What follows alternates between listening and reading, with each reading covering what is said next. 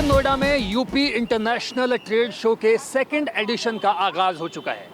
बाकायदा उत्तर प्रदेश के मुख्यमंत्री योगी आदित्यनाथ और भारत के उपराष्ट्रपति यानी जगदीप धनखड़ ने इस पूरे मेगा इवेंट का उद्घाटन किया है और इस बार का विदेशी पार्टनर है वियतनाम।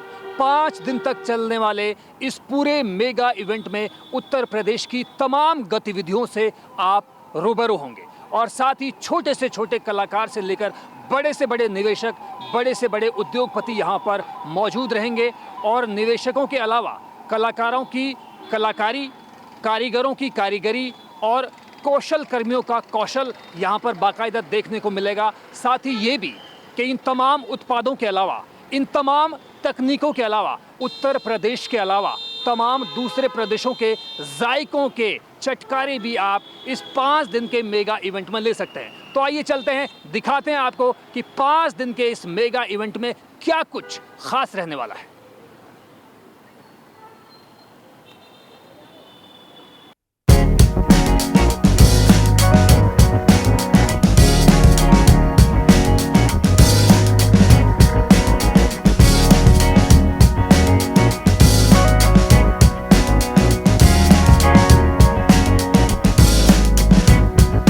तो यूपी इंटरनेशनल ट्रेड शो का दूसरा संस्करण शुरू हो चुका है। 5 दिन तक ये मेगा इवेंट चलेगा। एक छत के नीचे बहुत सारे इक्विपमेंट्स मौजूद हैं, बहुत सारी कारीगरियां मौजूद हैं और आज हम इसी तरह की तमाम उन कलाकारियों के बारे में, उन कारीगरियों के बारे में और उन तकनीकों के बारे में आपको बताएंगे कि डबल इंजन की सरकार क्या कुछ करना चाह रही है और कितना फ़ायदा पहुँच रहा है आम लोगों को। मेडिकल की दुनिया में भी बहुत सारी तकनीकें इजाद हो रही हैं, जिस तरह की नई नई बीमारियां आ रही हैं उनसे मुकाबला करने के लिए, उनसे लड़ने के लिए उसी तरह के इक्विपमेंट्स भी डेवलप किए जा रहे हैं। तो हम एक ऐसे स्टॉल पर मौजूद हैं और यही जानने की कोशिश करेंगे कि आखिर जिस तरह के ये नए उपकरण बनाए गए हैं या इस तरह के जो मेडिकल इक्विपमेंट्स बनाए जा रहे हैं, इनका मकसद क्या है, लक्ष्य क्या है और किस तरह से ये बीमारियों से मुकाबला कर पाने में सक्षम है।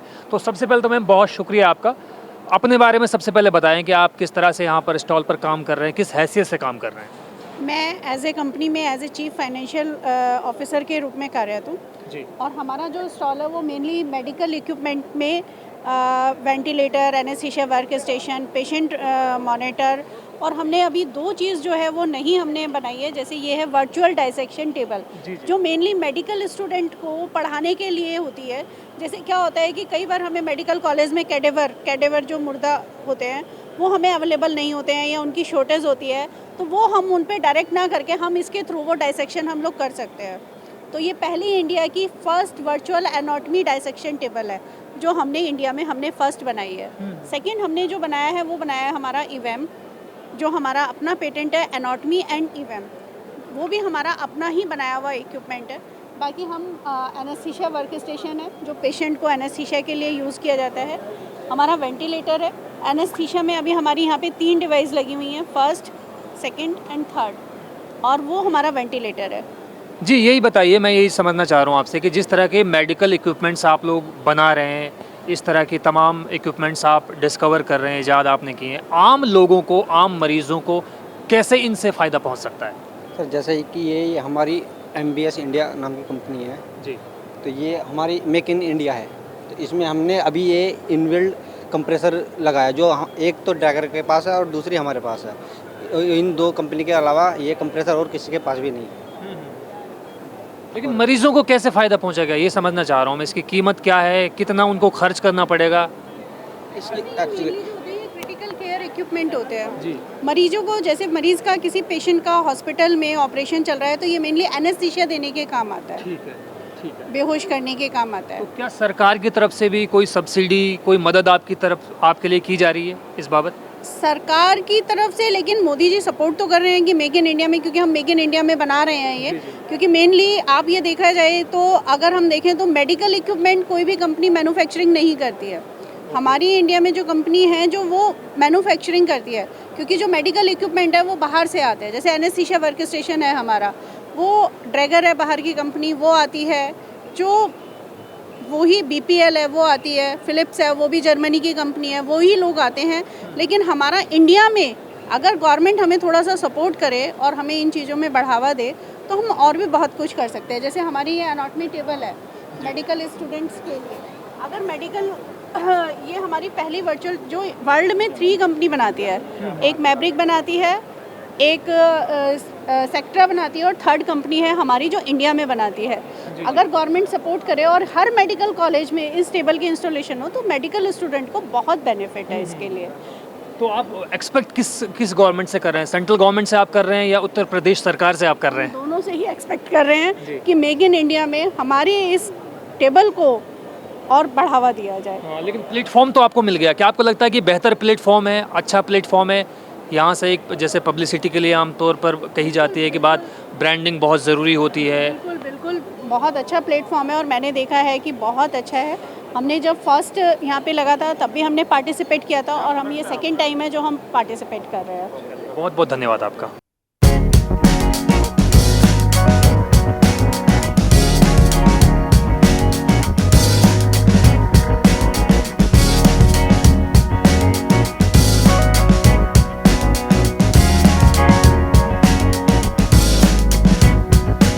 तो एक और स्टॉल पर एक और एग्जीबिटर के पास हम मौजूद हैं और उनसे जानने की कोशिश करेंगे कि यूपी इंटरनेशनल ट्रेड शो के सेकंड एडिशन का उनके बिजनेस पर क्या कुछ इम्प्रेशन पड़ रहा है, क्या कुछ प्रभाव पड़ रहा है और कितना फ़ायदेमंद साबित हो रहा है यूपी ITS का सेकंड एडिशन उनके लिए। जी बताएं अपने बारे में सर। कि जी, मेरा नाम योगेश चावला है। मैं फाउंडर हूँ सिटीजन मेटल इंडस्ट्री का, जो कि मैन्युफैक्चरर है सिटीजन प्रेशर कुकर का। हमने भारत का एकमात्र ऐसा प्रेशर कुकर बनाया है जो registered, patent, copyright, ISI mark, ISO 9000 Onicra top credit rating, first time in India CE mark on any pressure cooker, Indian pressure cooker and Limca book of world record holder है। आज हम विश्व की सबसे अग्रणी 4288 तरह के प्रेशर कुकर बनाते हैं, जिसके लिए हमने फर्स्ट एडिशन में भी इस ट्रेड फेयर में यूज़ किया, स्टॉल लगाया था और सेकंड टाइम भी लगाया। इसमें हमें देश विदेश के बायरों से मिलकर और देश में अपना नाम रोशन करके और काफ़ी लोगों को यहाँ पर आकर इतनी बड़ी रेंज देखकर काफ़ी प्रसन्नता हो रही है। और मैं धन्यवाद करना चाहूँगा हमारे माननीय मुख्यमंत्री जी का, जिन्होंने हमें इतना शानदार अवसर दिया और हमारे बिजनेस को निरंतर नई ऊंचाइयों पर लेके जा रहे हैं। धन्यवाद।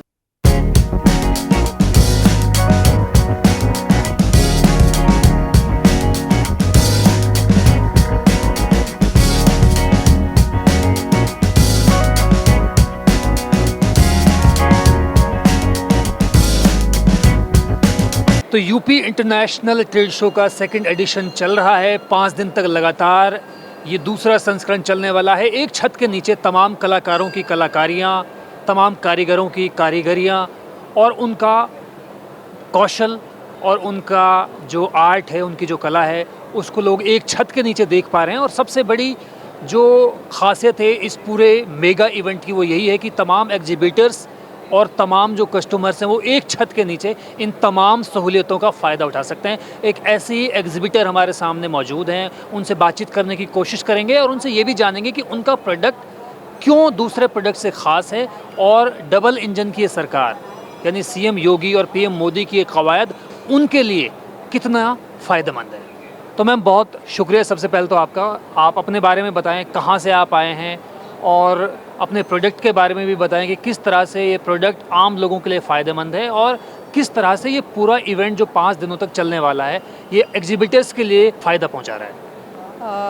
हम प्रयागराज से हैं और हम केला रेशा पे काम कर रहे हैं। बनाना फाइबर पे हम प्रोडक्ट्स बनाते हैं जो कुछ हम बनाना रोप से बनाते हैं और कुछ उससे बनाते हैं। ये एक्चुअली बनाना फाइबर प्रोडक्ट्स ऐसा है कि ये पूजा में भी यूज़ होता है और लोग इसकी एक अलग नेचुरल चीज़ है तो इसलिए इसकी वैल्यू ज़्यादा है और लोग इसको बहुत सराह रहे हैं। लोग अच्छा रिस्पांस मिल रहा है। यहाँ आने के बाद हमको बायर्स मिल रहे हैं और बहुत अच्छा रिस्पांस यहाँ इसलिए है कि लोग जो है देख रहे हैं, समझ रहे हैं कि कुछ नई चीज़ है मार्केट में जो इससे पहले साउथ और जगह मिलती थी। यहाँ मतलब यूपी में ऐसी कोई प्रोडक्ट्स लोग नहीं बनाते थे, तो हमारे यहाँ ये प्रोडक्ट्स बन रहा है जिससे जो लोगों को बहुत फ़ायदा पहुँच रहा है। ये हमारी गांव की महिलाएं जो हैं वो हाथ से बनाती हैं, इसमें कोई भी मशीन का यूज़ हमने नहीं किया है। तो ये सब हैंडमेड है। तो ये जिस तरह से बातें कही जा रही हैं कि बहुत पब्लिसिटी हो रही है, ब्रांडिंग हो रही है, मार्केटिंग के लिए एक अच्छा प्लेटफॉर्म प्रोवाइड करवाया गया है, तो आपको क्या लग रहा है किस तरह का रिस्पॉन्ड लोग कर रहे हैं, किस तरह का रिस्पॉन्स लोगों की तरफ से आ रहा है? लोगों का रिस्पॉन्ड बहुत अच्छा है। लोग आते हैं, जो प्रोडक्ट्स के कुछ ऑर्डर्स देके जा रहे हैं, सबको तरह तरह का अलग अलग आइटम्स भी वो मांग रहे हैं। मतलब हमको यहाँ पर आने से हमारा ये है कि मार्केटिंग लेवल बढ़ गया है और हमारा ब्रांडिंग सेंस भी बढ़ गया है।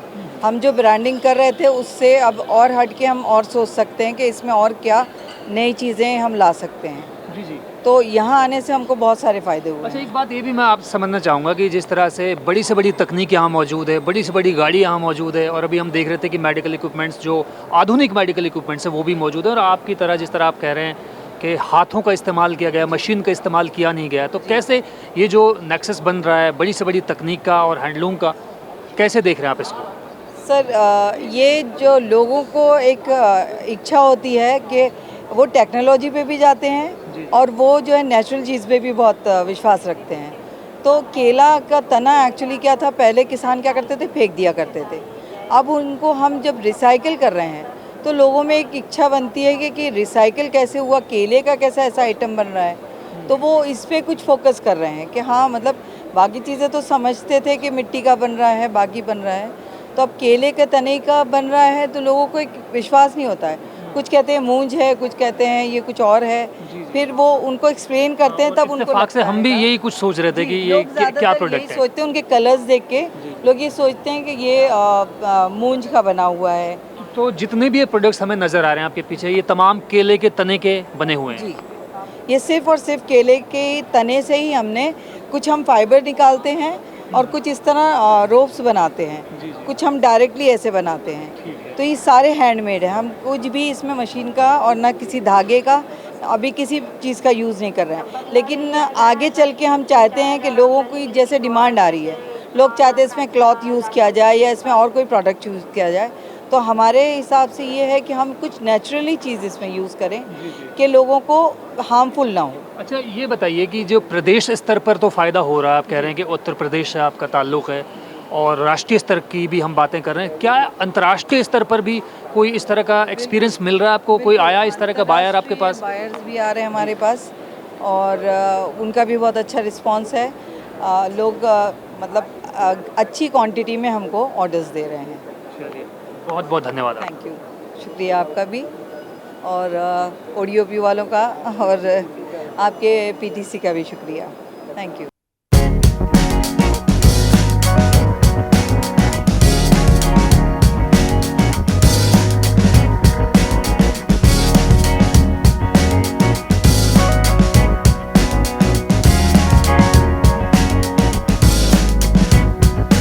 तो एक और स्टॉल पर हम आ पहुँचे हैं और उनसे भी जानने की कोशिश यही करेंगे कि उनके प्रोडक्ट में क्या कुछ ख़ास है और इस पूरे यूपी इंटरनेशनल ट्रेड शो का उनके बिज़नेस पर क्या कुछ इम्पैक्ट पड़ रहा है।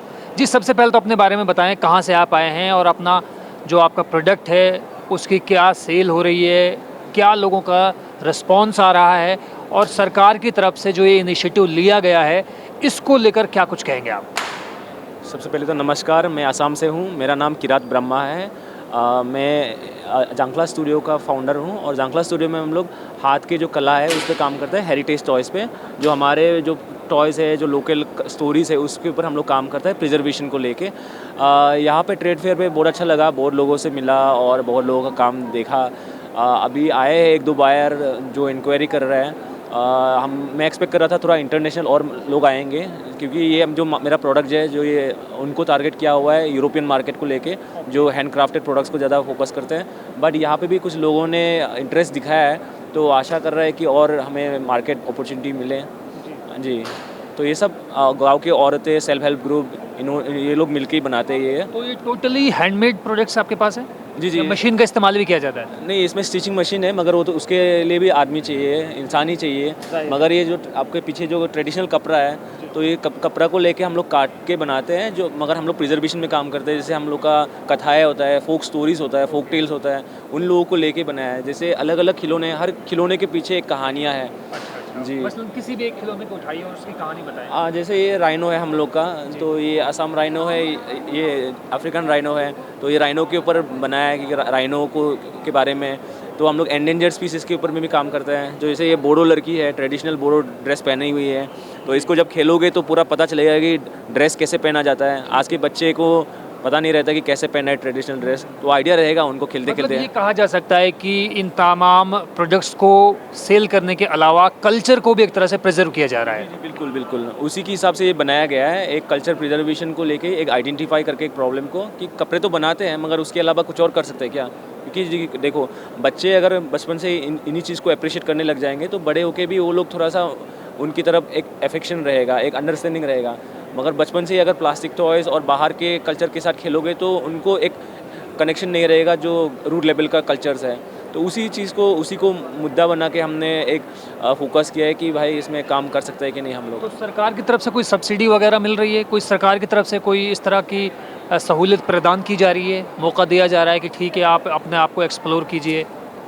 जी, फ़ंड तो हमें नहीं मिला है, मगर हमने कुछ सपोर्ट मिला है। जैसे हमें अभी डीसी हैंडीक्राफ्ट्स के साथ हमने वर्कशॉप किया है, और जो अभी यहाँ पे आया है जिसका हमें पूरा यहाँ तक लाने का जो काम है, ये EPHC जो ऑर्गेनाइजेशन है, गवर्नमेंट ऑर्गेनाइजेशन है, उन्होंने हमें यहाँ लेके आया है।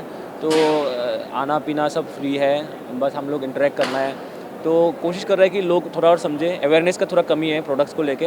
हाँ जी, वो चलिए, बहुत बहुत शुक्रिया। थैंक यू, धन्यवाद।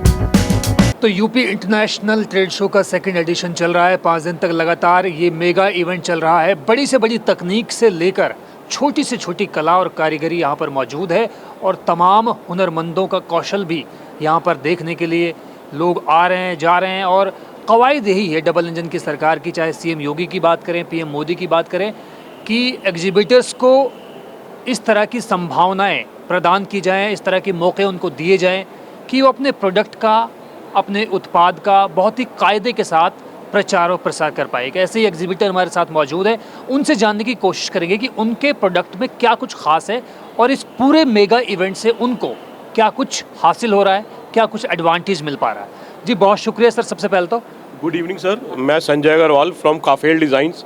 जी, जैसा कि मेरा नाम है काफेल डिज़ाइंस, काफेल का मतलब होता है पीस ऑफ बेक टाइल। तो हम लोग टाइल्स ही रिप्रेजेंट कर रहे हैं। हम लोग टाइल्स, रेडीमेड टाइल्स लेकर उसके ऊपर वैल्यू एडिशन करते हैं। कुछ हम लोग टाइल पे प्रिंटिंग करते हैं, कुछ लोग हम पे टाइल पे इचिंग करते हैं, जैसे आपके पीछे भी आप देख पा रहे हैं। ये हमने टाइल्स के ऊपर एनग्रेविंग करके डिज़ाइंस क्रिएट करे हैं। ये स्क्रीन प्रिंटिंग का एक एग्जांपल है। तो ये लुप्त होती हुई कला है जिसको हम कोशिश कर रहे हैं वापस से बचाने की। आजकल सारा मशीन युग आ गया है, मशीन युग को छोड़कर हम वापस से हैंडक्राफ्टेड टाइल्स है हमारी सारी। तो हम सारा ये काम हमारा हाथ से हुआ है। तो ये टोटली हैंडीक्राफ्ट है? टोटल हैंडीक्राफ्ट है सर ये। अच्छा। तो इसमें मशीनरी का बहुत लिमिटेड यूज़ है, और मैं कहूँगा 80% 85% हम लोग काम हाथ से कर रहे हैं। अच्छा सर, ये भी मैं जानना चाहूँगा आपसे और समझना भी चाहूँगा कि जो ये इनिशिएटिव लिया है उत्तर प्रदेश सरकार ने, दूसरा संस्करण चल रहा है, 5 दिन तक ये इवेंट चलने वाला है, क्या कुछ लग रहा है एग्जिबिटर्स को कितना फ़ायदेमंद है ये?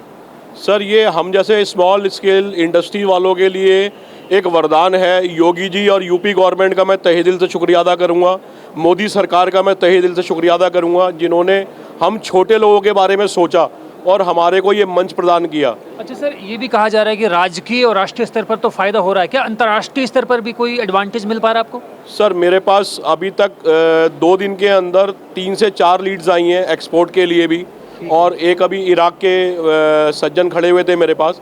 इनफैक्ट उनको मेरा प्रोडक्ट नहीं चाहिए था, उनको ग्रेनाइट चाहिए था, लेकिन मेरे प्रोडक्ट में भी वो इंटरेस्टेड थे, काफ़ी इंटरेस्टेड थे। तो बात करके गए हैं, और भी 2-3 एक्सपोर्टर से बात हुई है। तो डेफिनेटली सर इंटरनेशनल लेवल पे भी हमारे को एक विजिबिलिटी मिल रही है। चलिए, बहुत बहुत धन्यवाद आपका। Thank you so much sir, thank you so much.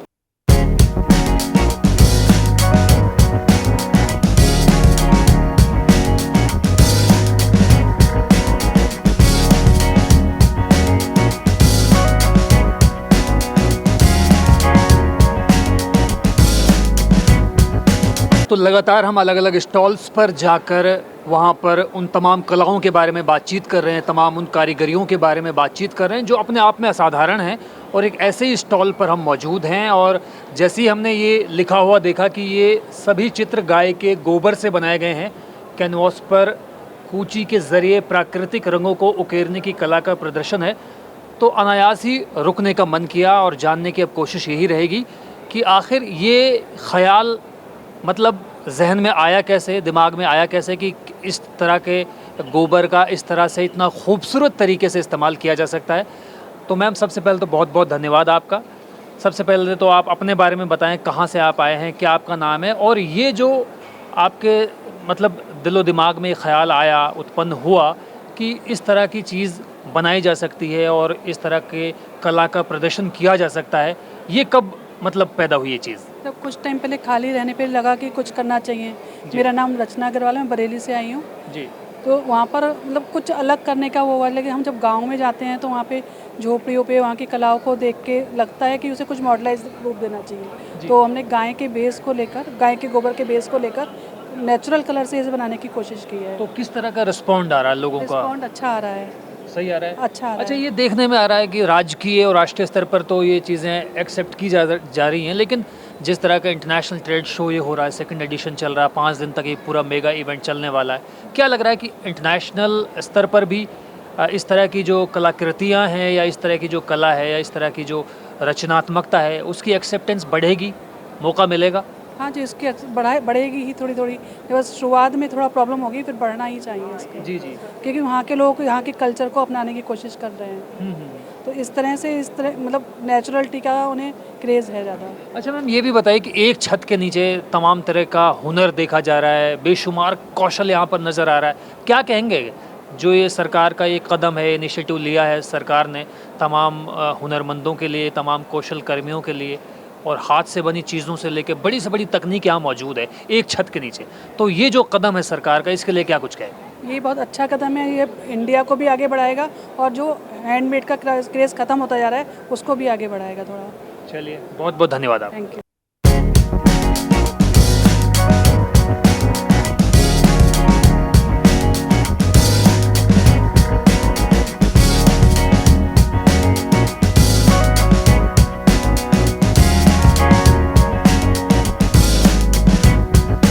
एक एग्जिबिटर हमारे साथ हैं, उनसे जानने की कोशिश करेंगे कि उनके इस स्टॉल पर जिस तरह की कारीगरी देखी जा रही है और जिस तरह की कारीगरी के नमूने हमारे सामने मौजूद हैं, क्या कुछ कहेंगे, क्या कुछ फ़ायदा हो रहा है इस पूरे इवेंट से उनके लिए?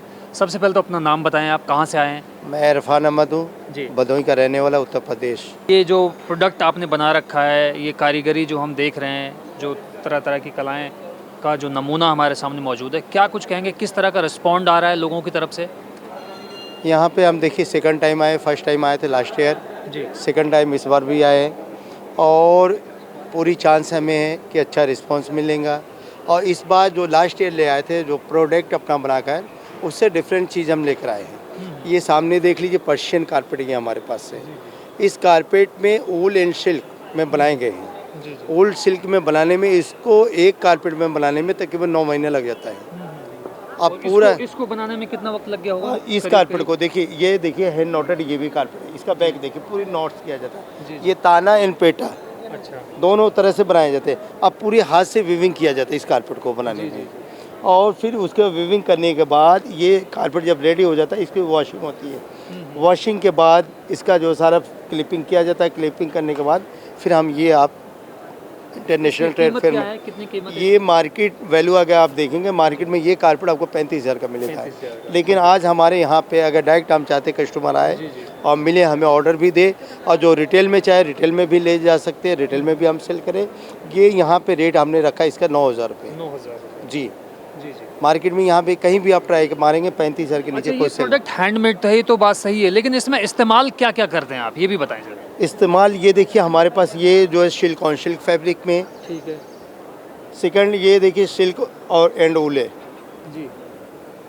ये सेकंड, ये देखिए सिल्क है अच्छा, और ये वूल है, ठीक है। और इसमें दोनों में मिक्स करके बनाए गए सिल्क एंड वूल, इसे कहते हैं कारपेट में। और ये देखिए सामने जो कारपेट आप देख रहे हो बिल्कुल सामने, वो सिल्क ऑन सिल्क प्योर है, रियल सिल्क ऑन सिल्क में बनाया कारपेट ये। तो सरकार का जो ये इनिशिएटिव है इसके लिए क्या कुछ कहेंगे, कैसा कदम लग रहा है आपको? सरकार की जो कवायद है कि भाई जो कौशल कर्मी हैं, जो हुनरमंद हैं, कारीगर हैं, उनको एक ऐसा प्लेटफॉर्म प्रोवाइड करवाया जाए जहाँ से वो अपना प्रोडक्ट जो है नेशनल से इंटरनेशनल लेवल पर जो मार्केट कर सकें, उसकी पब्लिसिटी हो सके। सही लग रहा है सब कुछ? बहुत अच्छा यहाँ पे भी किया है। इससे पहले हम प्रगति मैदान में आए, वहाँ भी बहुत अच्छा है। इसके बाद हमारे भदोही में भी लगने वाला है इंटरनेशनल ट्रेड फेयर, वहाँ भी बाहर लोग आएंगे, वहाँ भी ऑर्डर देंगे। हम लोग सिर्फ ऑर्डर के लिए आए और यहाँ पे ये भी रखा कि रिटेल भी सेल कर सके। चलिए, बहुत बहुत धन्यवाद आपका। Okay, thank you.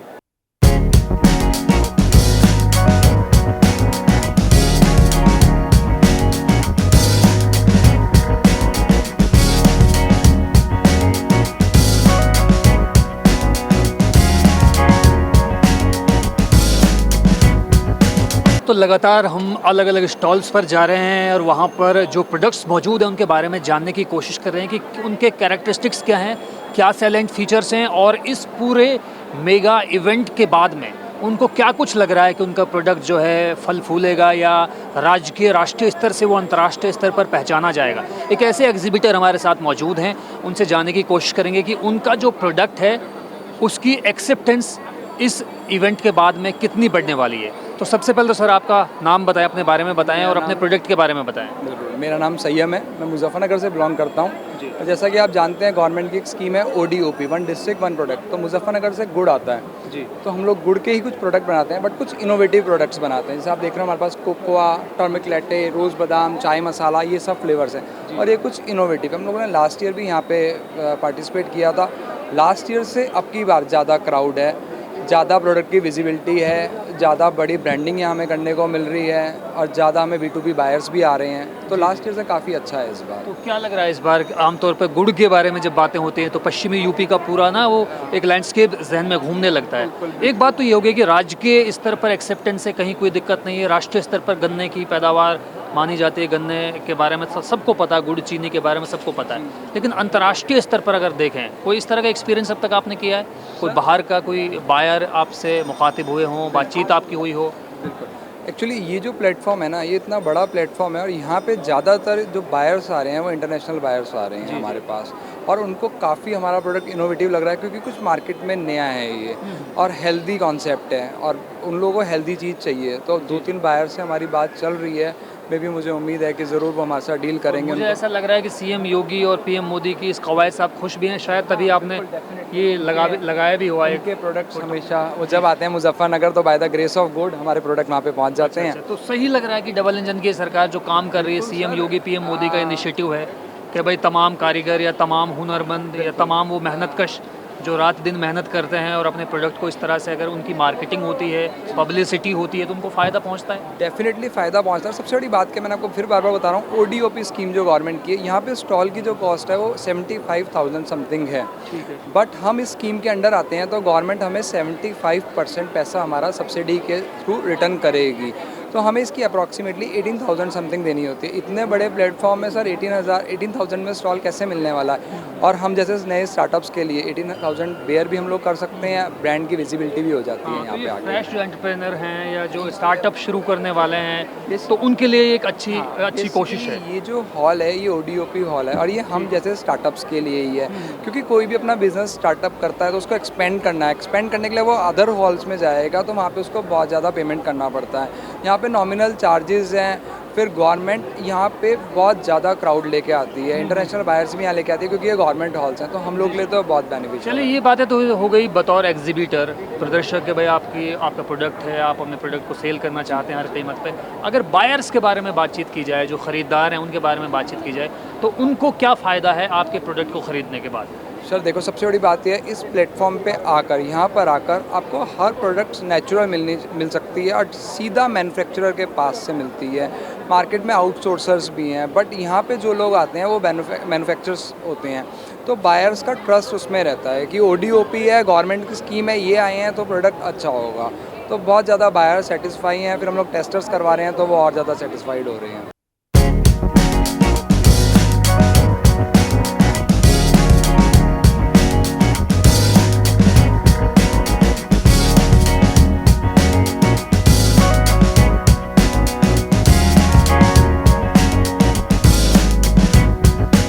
एक ज़माना होता था जब हिंदुस्तान में मिट्टी के बर्तनों का इस्तेमाल करना चलन में होता था और भारतीय संस्कृति का ये एक अभिन्न अंग माना जाता था।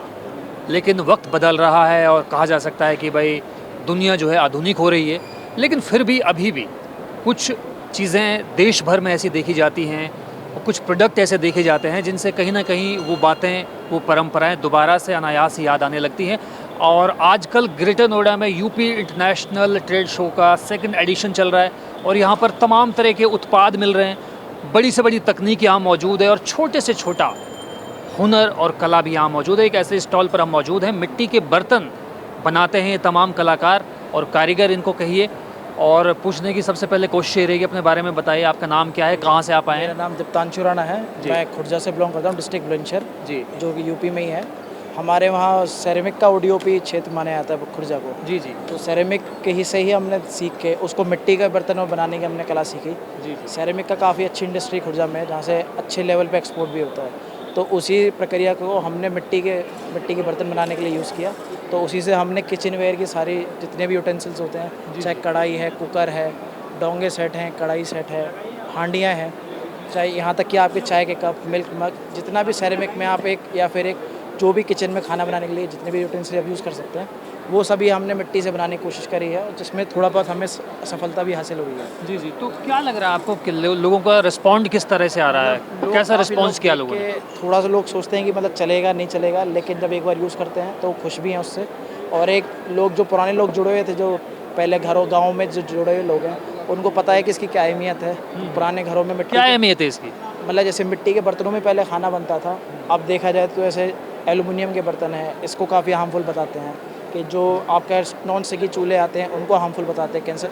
लेकिन इसमें कोई भी दिक्कत नहीं है, मिट्टी से बिल्कुल बनाए हुए, कोई केमिकल का यूज़ नहीं करते हम, प्रॉपर पूरा मिट्टी से बनता है और इसमें कोई भी आपको साइड इफेक्ट नहीं है। और मिट्टी की एक जो खुशबू है खाने में, वो और ऐड होती है साथ में इसमें।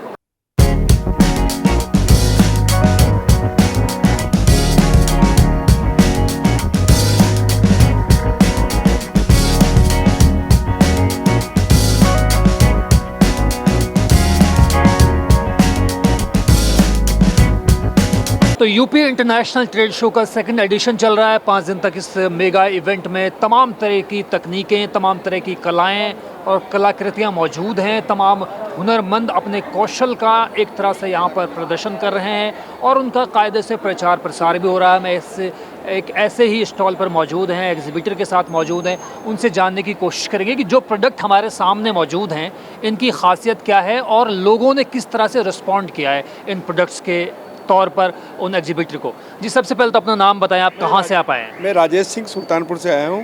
हाँ जी, बताएं अपने प्रोडक्ट्स के बारे में, बताएं कैसा लोगों ने रिस्पांस किया है, किस तरह की ख़रीदारी लोग कर रहे हैं।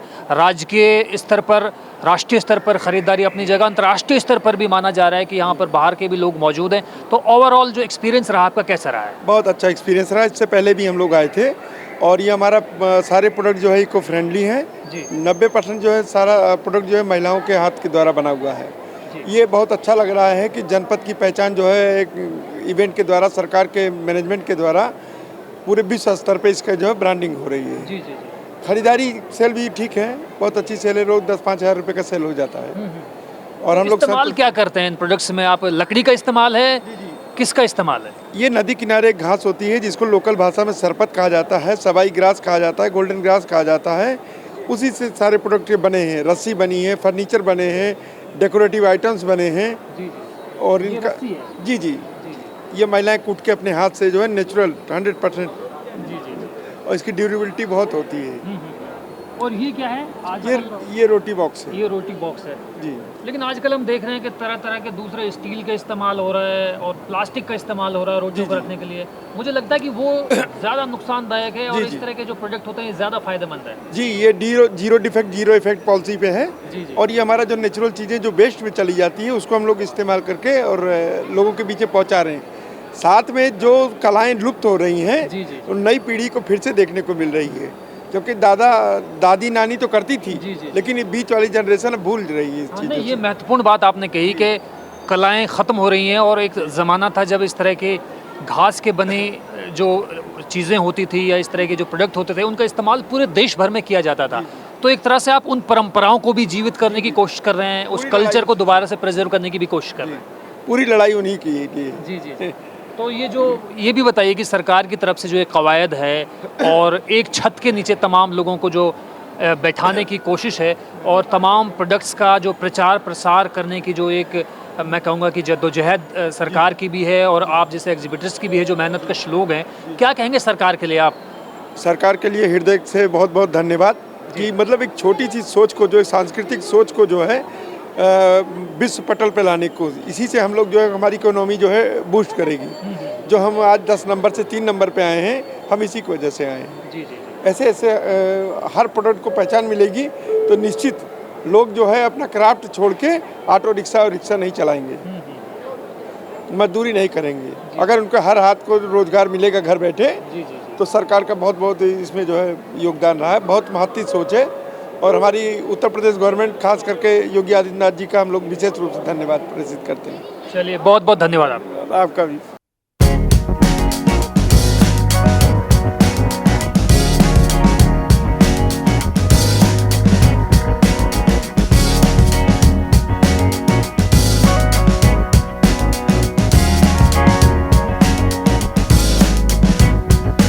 तो लगातार अलग अलग स्टॉल्स पर जाकर हम प्रोडक्ट्स की बारीकियों के बारे में समझने की और जानने की कोशिश कर रहे हैं और हम एक ऐसे स्टॉल पर मौजूद हैं जहां पर कन्नौज का मशहूर इत्र मिल रहा है और इस इत्र के बारे में जानते हैं कि क्या इसकी नुएंसेस हैं और लोगों ने किस तरह से रिस्पॉन्ड किया है कन्नौज के इस इत्र को लेकर। जी, सबसे पहले तो सर अपना नाम बताएंगे। सर, मेरा नाम ब्रिजेंद्र कुशवाहा है, मैं कन्नौज से हूँ। जी जी। और तो ये इस इत्र के बारे में बताइए, जो ये प्रोडक्ट है हम देख रहे थे कन्नौज इत्र लिखा हुआ है और कन्नौज के बारे में, इत्र के बारे में आमतौर पर बातें की जाती रही हैं। क्या कुछ कहेंगे, कैसे ये प्रोडक्ट बनता है और कैसे ये परफ्यूम से बेहतर माना जा सकता है और कैसा लोग रिस्पॉन्ड कर रहे हैं? सर, इसका जो बनने का प्रोसेस है बहुत पुरानी पद्धति है, डे भक्का पद्धति जिसको डिस्टिलेशन बोलते हैं, उससे बनता है ये। और उसमें फूल भर के बनता है और उसमें जड़ी बूटियों से ऑयल निकलते हैं, वो इत्र होता है। तो नॉन अल्कोहलिक होता है? नॉन अल्कोहलिक होता है। जो परफ्यूम से इत्र इसलिए बेटर है कि परफ्यूम का है, उसमें क्या अल्कोहल मिला होता है, केमिकल मिले होते हैं, उसकी लास्टिंग बहुत कम है और वो स्किन इको फ्रेंडली नहीं है। नेचुरल जो है इसकी लास्टिंग बहुत ज़्यादा है और ये उससे अच्छी सुगंध भी देता है और इसका कोई साइड इफेक्ट नहीं है, तो ये हर मायने में उससे बेटर है। अच्छा जी सर। तो ये भी बताइए कि जो बाहर के लोग भी यहाँ पर देखे जा रहे हैं कि बाहर के एग्जिबिटर्स भी हैं, बायर्स भी हैं, ख़रीदार भी हैं, वो भी यहाँ पर आए हैं, कैसा एक्सपीरियंस रहा है ओवरऑल अब तक का इत्र के कॉन्टेक्स्ट में? बायर्स तो नहीं, ऐसे यहाँ कुछ दिल्ली एम्बेसी में कुछ लोग हैं तो उस टाइप के लोग आए हुए हैं। बहुत कोई बाहर के एक्सपोर्टर बायर उस टाइप के नहीं है। यहाँ कस्टमर्स कुछ आए हुए हैं बाहर के, फॉरेन्स के, कुछ कंट्रीज़ के हैं। हमारे पास पोलैंड के 1-2 कस्टमर आए थे, कुछ इंग्लैंड के, इस टाइप से चीज़ें चल रही हैं। और नई जनरेशन किस तरह से रिस्पॉन्ड कर रही है इत्र को लोग? क्योंकि परफ्यूम में ज़्यादा यकीन रखते हैं, परफ्यूम आसानी से मिल जाते हैं। नहीं, आसानी से मिल नहीं जाते हैं, मिल तो इत्र भी आसानी से जाता है। एक्चुअली उसमें क्या होता है कि ये स्प्रे फॉर्म में, अब इत्र को लगाना है, रोलान में कुछ लोग, वो यंग जनरेशन उसको बड़ा टिपिकल समझती है, स्प्रे फॉर्म में करती है। अच्छा, जो कंपनियां भी हैं उनका जो प्रॉफिट मार्जिन है परफ्यूम में ज़्यादा है, क्योंकि इसमें कम इत्र पड़ के लिक्विड मिला के और एडवर्टाइजमेंट अच्छा करके बेच देते, जबकि इत्र जो है अगर इसकी का यूज किया है वो ज़्यादा अच्छा रहेगा सेहत के लिए भी। मतलब इत्र जो है दूसरा एक सेहत के साथ भी जुड़ा है। सेहत के साथ कैसे जुड़ा है? जैसे हमारे यहाँ खस बनती है, खस का होता है, खस का शरबत बनता है, ठीक है, उससे पीने से ठंडक मिलती है पहले गर्मियों में। और खस की वो जो जड़ होती है वो कूलर वगैरह में भी लगाई जाती है। ऐसे चंदन का होता है, जैसे अगर आप गर्मियों में यूज़ करते हैं तो उससे क्या ठंडक देता है, जैसे आपको बहुत टेंशन रहती हो, रहती हो, ऐसे खस का भी है। तो आप पूरा दिन भर काम करिए, शाम को हाथ पैर धुल के आप ज़रा सी 2 बूंदें लगाइए या खस की लगाइए, आपको ऐसा रिलैक्सेशन मिलेगा जैसे आपकी कोई एरोमा थेरेपी वगैरह हो रही हो। तो नींद में भी बहुत रिलैक्सेशन मिलता है, बहुत से फ़ायदे हैं इत्र के। जी, और पूजा में भी इत्र यूज होता है और सुगंध भी अच्छी रहती है। तो इत्र मतलब हर घर में होना ही चाहिए। और सरकार के लिए क्या कुछ कहेंगे, किस तरह का इनिशिएटिव है ये? और आमतौर पर कहा जा रहा है कि भाई कारीगरों के लिए भी और जो कौशल कर्मी हैं उनके लिए भी, हुनरमंद जो हैं, जो अपना काम करते हैं, रचनात्मकता है जिनकी कला में कहीं ना कहीं, तो उनके लिए किस तरह कहेंगे आप, ये एक छत के नीचे जिस तरह से एक प्लेटफॉर्म प्रोवाइड करवाया गया आप लोगों के लिए, ये बेहतर कदम है? हाँ नहीं, अच्छा कदम है और वाकई बहुत है। इतने सारे लोग, इतनी सारी कंपनियां एक जगह हैं, हम एक दूसरे से कम्युनिकेट कर रहे हैं, अपने बिजनेस को बढ़ावा बढ़ने के लिए लोगों से नई चीज़ें सीख रहे हैं, कैसे मार्केटिंग करनी है, कैसे प्रेजेंटेशन करना है। तो अच्छी चीज़ है। कुछ कमियां हैं लेकिन वो कुछ होता है, बड़ी इवेंट होती है, कुछ ना कुछ होता है, लेकिन एक यूपी गवर्नमेंट का अच्छा प्रयास है और इसका रिस्पॉन्स भी अच्छा है और ओवरऑल बहुत अच्छा है। कई कंपनियां, कई ब्रांड एक जगह हैं तो एक दूसरे से लोगों को सीखने को मिल रहा है। उससे हमारे व्यापार में भी बढ़ावा मिलेगा क्योंकि हम लोगों से ज़्यादा कनेक्ट करेंगे, ज़्यादा व्यापार, तो ये सब चीज़ें हैं। ये एक अच्छा प्रयास है यूपी गवर्नमेंट। चलिए, बहुत बहुत धन्यवाद आप जी। तो यूपी इंटरनेशनल ट्रेड शो का सेकंड एडिशन चल रहा है। तमाम जो एग्जिबिटर्स हैं उनसे हमने बातचीत की और उनके एक्सपीरियंसेस जाने कि भाई कैसा उनको लग रहा है, जो ये एडवांटेज वो लेने जा रहे हैं गवर्नमेंट की तरफ से। इस इनिशिएटिव के बारे में भी उन्होंने अपने अपने एक्सपीरियंसेस हमारे साथ शेयर किए। कुछ हमारे साथ विजिटर्स भी मौजूद हैं जिन्होंने इन पूरे स्टॉल्स पर जाकर तरह तरह की ख़रीदारी की और उनका जो ओवरऑल एक्सपीरियंस रहा इस पूरे इवेंट को लेकर, वो क्या कुछ रहा इसके बाबत भी जानते हैं। एक साहब हमारे साथ मौजूद हैं। सबसे पहले तो सर अपना नाम बताइए। मेरा नाम जितेंद्र कुमार वर्मा है। मैं नोएडा से ही हूँ और मैं नोएडा का बल्कि फाउंडिंग मेंबर हूँ। हमने नोएडा 1977 में आई वॉज PS2 चेयरमैन। जी। तो कैसा लग रहा है सर ये जो आज इंटरनेशनल ट्रेड शो चल रहा है यहाँ पे, आप बतौर ख़रीदार और बतौर विजिटर शायद यहाँ आए हैं, तो ओवरऑल एक्सपीरियंस कैसा लग रहा है कि एक छत के नीचे तमाम प्रोडक्ट्स मौजूद हैं, बड़ी से बड़ी तकनीक मौजूद है, छोटी से छोटी आर्ट भी मौजूद है? यस, बिल्कुल सही कह रहे हैं। मैं एक्चुअल में मेरा कंपनी है जूही आर्ट्स, हमारा हैंडीक्राफ्ट का काम है एंड मैं एक्सपोर्ट प्रमोशन काउंसिल का मेंबर भी हूँ।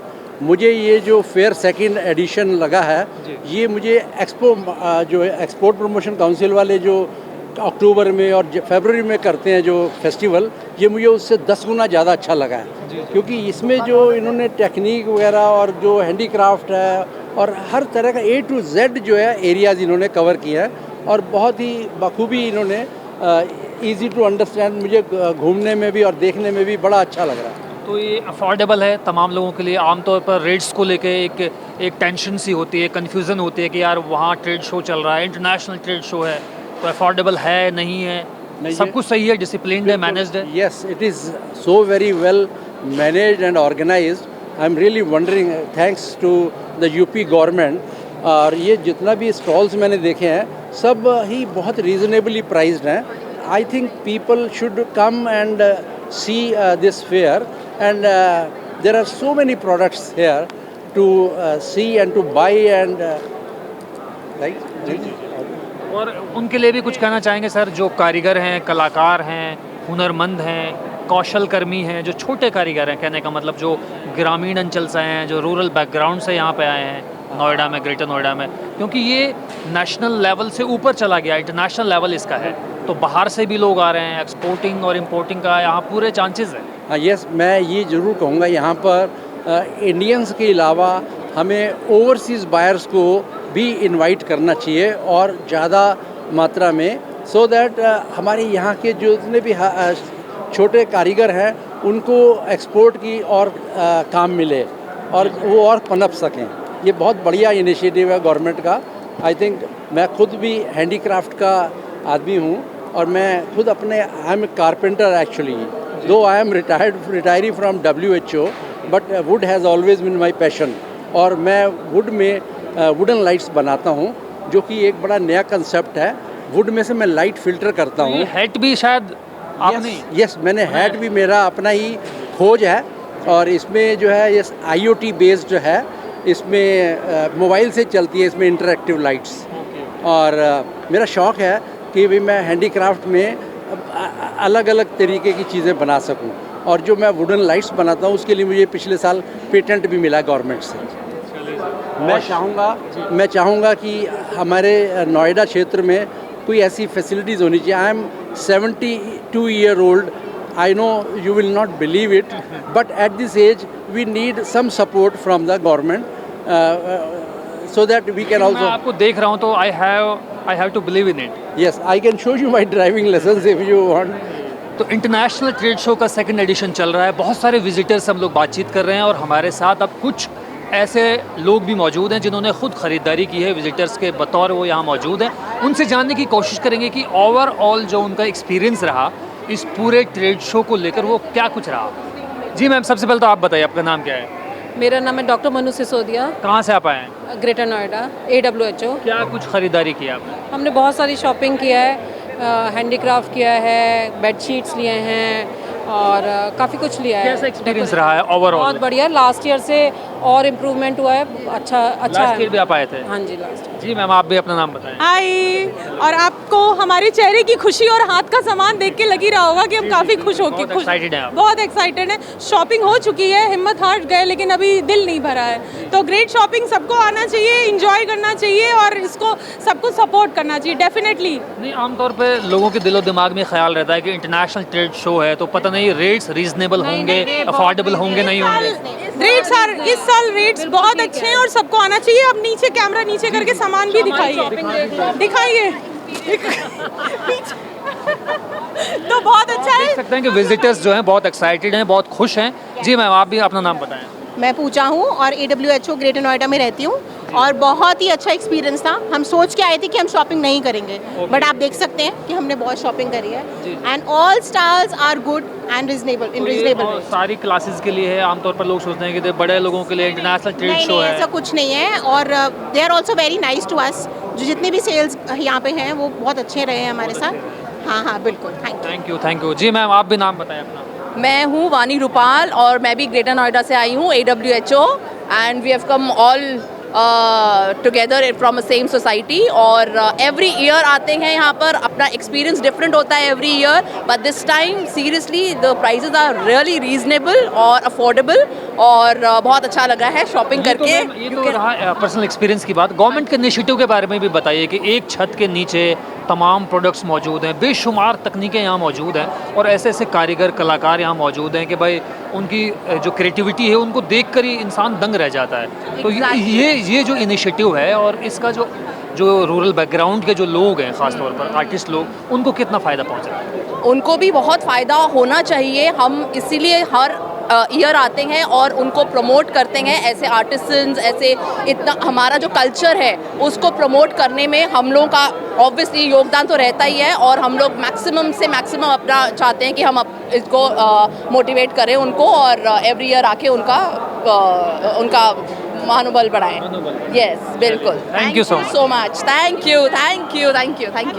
तो यूपी इंटरनेशनल ट्रेड शो के दूसरे संस्करण के दौरान हमने तमाम एग्जीबिटर से बातचीत की, तमाम विजिटर्स से बातचीत की और लब्बो लुआब यही है, चाहे एग्जीबिटर्स की बात हो, चाहे विजिटर्स की बात हो, तमाम लोग एक तरह से आश्वस्त नज़र आए और खुश नज़र आए इस बात को लेकर कि बड़े से बड़े निवेशक और बड़े से बड़े उद्योगपति से लेकर छोटे से छोटा कारीगर और छोटे से छोटा कलाकार यहाँ पर मौजूद है और तमाम जो उत्तर प्रदेश सरकार की गतिविधियाँ हैं वो एक छत के नीचे नज़र आ रही हैं और कवायद यही है, कोशिश यही है सरकार के ज़रिए भी कि तमाम उन हुनरमंदों को, उन कारीगरों को, उन कौशल कर्मियों को जो अपनी कला को बनाने में दिन रात की मेहनत करते हैं उनको मौका दिलाया जाए, उनको इस तरह की संभावनाएं प्रदान की जाएं कि वो अपने प्रोडक्ट का कायदे से इस्तेमाल कर पाएँ और उसका प्रचार प्रसार कर पाएँ। और दूसरा जो एडिशन ये चल रहा है इसके बाद में ये बात कही जा सकती है कि आने वाले कल में भी इस तरह के और ट्रेड शो इसी तरह से आयोजित करवाए जाते रहेंगे और जिस तरह के तमाम प्रोडक्ट्स यहाँ पर मौजूद हैं उनके आधार पर ये बात कही जा सकती है कि एक छत के नीचे जो इस तरह की एग्जीबिशन लग रही है, इस तरह का जो प्रोडक्ट्स का प्रदर्शन लग रहा है, उससे न केवल कलाकारों को, न केवल कारीगरों को और न केवल कौशल कर्मियों को फ़ायदा है बल्कि बड़े से बड़े निवेशक को और बड़े से बड़े उद्योगपति को भी सीधे तौर पर फ़ायदा पहुंच रहा है। तो कैमरा पर्सन राम बहादुर के साथ मैं Zubair Khan, PTC news, greater Noida.